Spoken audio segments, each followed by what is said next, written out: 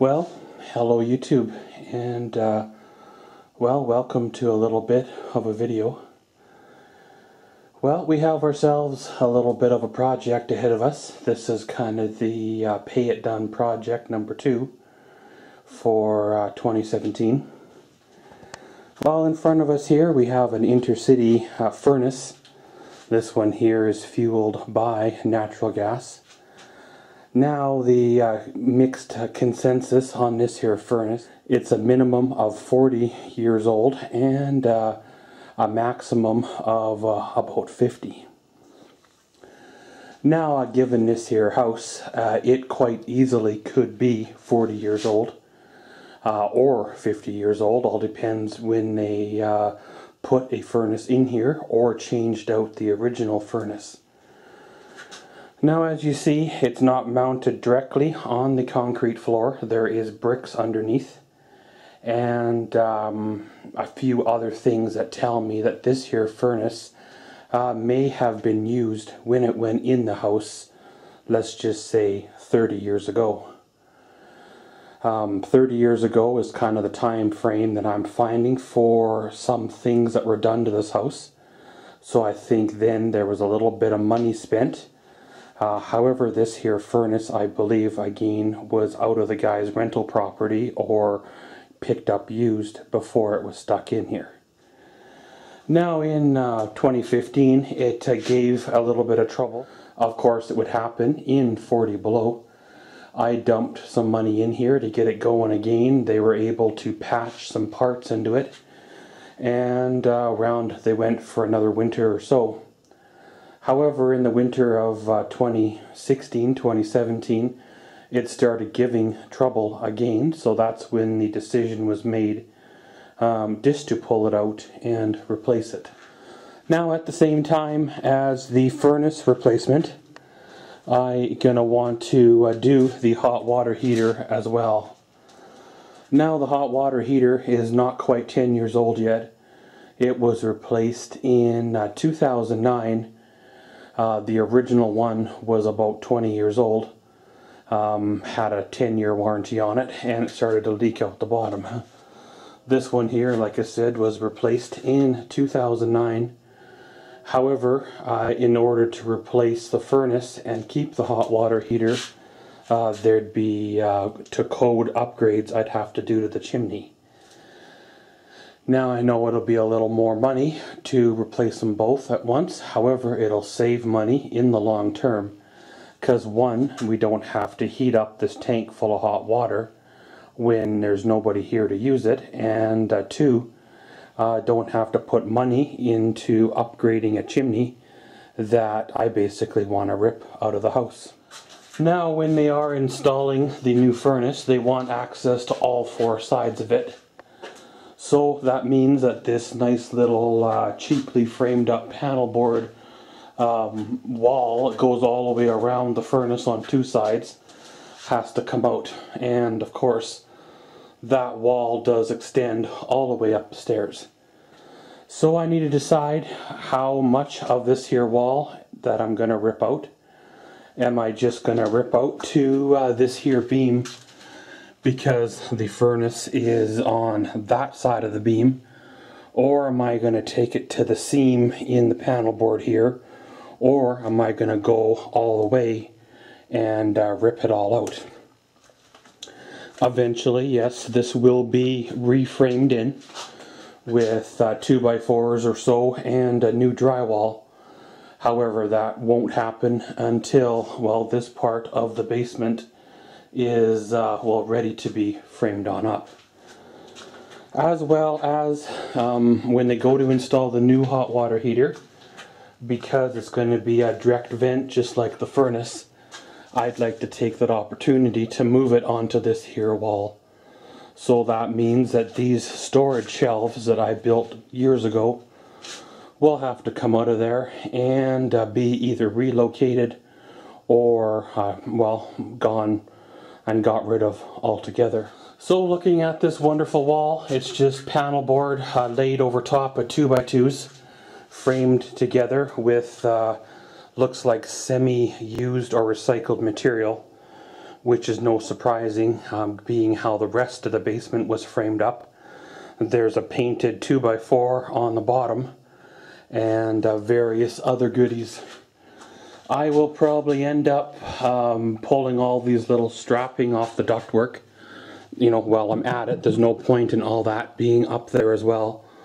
That's from the original basement that was down here years ago that got pulled up when, well, there was a slight issue.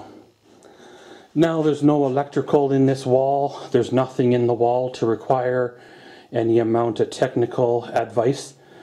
Pretty much I could probably grab and pull, or I could run the saws all along it, split it in half, and take it from there.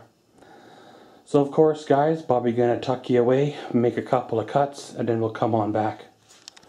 Okay guys, so there we go. Got the first wall section out of here.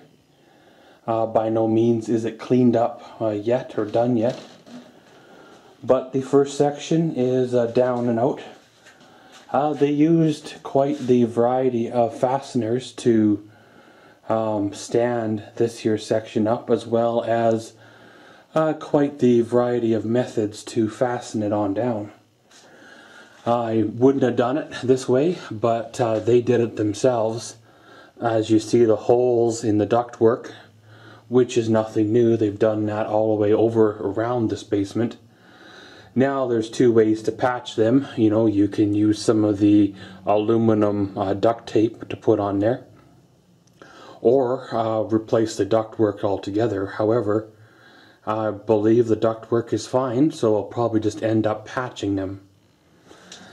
Of course, the wood they used is a mix, like I said, of used and recycled stuff and other material from, I have no idea where they found it from. As you see here, we have common, you know, smooth shank nails in this end of the board, which went into the ceiling. And then over here we have coated or Ardox twisted nails that they use to stud it all up. And even this wood is not spruce, it is something else altogether. So of course I got to decide how far I want to take this wall section here. There is room to take it, like I said, another 4 feet or so. Take it to wherever she falls. Whether she falls on that side of the beam or take her right to the chimney. There is no real wrong answer here. Eventually it's all going to come out. It's just a matter of when. And as for the stairs themselves, I would like to stud up a wall section for the stairs to you know, be around. However, I can't do it with the old hot water heater in place, and I'm afraid if I get back there ripping and tearing, I'll end up, you know, knocking the hot water heater over or causing issues with the water or gas lines that are there. Of course, everything comes apart fairly well. A little bit of strategic, you know, planning on how you're going to tear it apart, but she all comes out. Once it's all done, I'll clean up, you know, edges like that, the old nailing strip for the ceiling. There's another nailing edge right here for the bulkhead they had, if you want to call it that, framed on in. Okay, so even though the 4-foot piece of panel board came off very, very well and very, very clean, we're left with this little, whatever it would be, 12-inch piece leading up to the reveal on the stairs. Now, first thought is to leave it because, well, it's on that side of the support beam. However, there is a bottom piece that extends all the way out. Now I could take my Dremel or so and Dremel that out. However, I think it'd be easier at this time just to get behind it and knock that section out altogether. Taking my hammer and, well, giving her a few taps up there to loosen off the panel board, and working my way all the way down to the floor. The only thing with that is I have the switch on this side here that is the main on-off switch for the furnace. However, they're probably going to need access to that anyways as it is. So if I pried this piece of the ceiling, which is one of the last pieces that's left, then it all should work out fine, well, for all parties involved. It doesn't take long to demo, well, a section out, especially if it's not framed up really well. It stood for whatever it's been, 30 years, without much of an issue whatsoever, but at the same time, you know, it didn't take long to pull up. It's kind of the same way with almost any demolition. If it's not done right, it'll almost fall off itself. If it's done well, it'll fight you, well, pulling it up. So let's see how far we get on that next little section. Okay, So there we go. Of course, the demo is all done.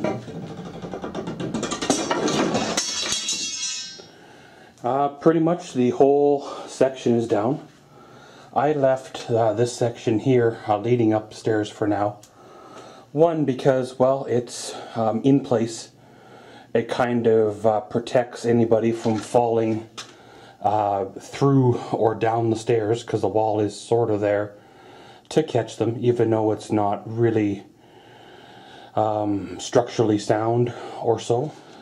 So she's got access now to all, well, 4 sides of it, including, well, the chimney area where they'll take the pipe out of there, and when the new furnace comes in, they'll run those out the, well, I'm assuming along this section here, and then out a spot like right around in there. Well, the old hot water heater will come out, and once it's out, then I can decide, am I gonna frame up the wall section to go here, or just leave it the way it is for now until the future when, well, the chimney itself comes out of there. Because I will not be able to drywall behind it, nor will I be able to fasten it down like I need to, as long as that chimney is there. Okay guys, so there we go. Got the big chunks all out, up and out. Just got the small stuff to deal with. Well, the next thing on the agenda is to dismantle the shelf. Now I'm probably not going to take all this up and out because, well, I would like to put the shelf back down here, probably end up in that corner. So if I can, I'm going to try to knock the boards off it and try to reuse them. However, when I did build this one, I built it using my framing nailer, so the nails may not want to come out. These nails generally are a one-way type of nail, but I suppose if you use enough force, you can make them come out. And even if I just bend them over to put it back together, I guess it's better than nothing. Once this is out of there, we'll give the whole basement a good sweep, pick up whatever's left down here that doesn't need to be down here, and then well, we can go shopping for some wood and whatever we need. Okay, there we go. I got, well, the garbage can full of debris and swept the floor, got that all squared away. I knocked down the storage shelf. I'll put it over here. I know it's kind of messy looking, but hey, it's gonna end up probably getting put back together anyway. Well, got everything squared away, cleaned up, all ready to go. Stuff swept so it's semi-presentable. There's still a couple of things I want to go up and out with, but as of right now, it is almost good to go. Well, I had delusions of grandeur earlier on that I wanted to stud up the remainder of the basement here, you know, this fall, all the way around, and have it so it's ready for insulation and drywall. However, you know how time has a way of redefining your plans and coming to getting you to come to the senses not to murder the budget totally. So my next idea was to frame in a little 8-foot wall section. However, the 8-foot wall section would go about middle of the window, and I didn't want to frame up a 10 because then it would be right about where the plumbing is, and you know how that is. It's like a snowball effect. Because if you see, there's some galvanized pipe there right against the wall, and then there's some copper pipe closer. So there's issues there, or there will be issues there when it comes time for framing. So being it's just the hot water heater going to be hung on there for right now, and I can tie into it in the future when I go to stud up the rest of the basement, I'm just going to do a simple 4x8 studded wall section. I can build it outside, do all the cutting outside, bring it in, fasten it on down, and then it's good to go. A lot more simpler, a lot less mess to clean up, and well, it'll be done quicker and all ready to roll. But pretty much made a lot of progress here in part 1 of the furnace change out.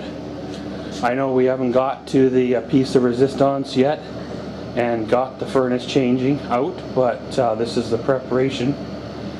In part 2, we'll go to the lumber yard, pick up some goodies, and frame up that little 4-foot section, get her installed, and then the rest is up to the guys when they come to change out the furnace and hot water heater. And as always, thanks for watching Maxwell's World. Comment, subscribe, and enjoy.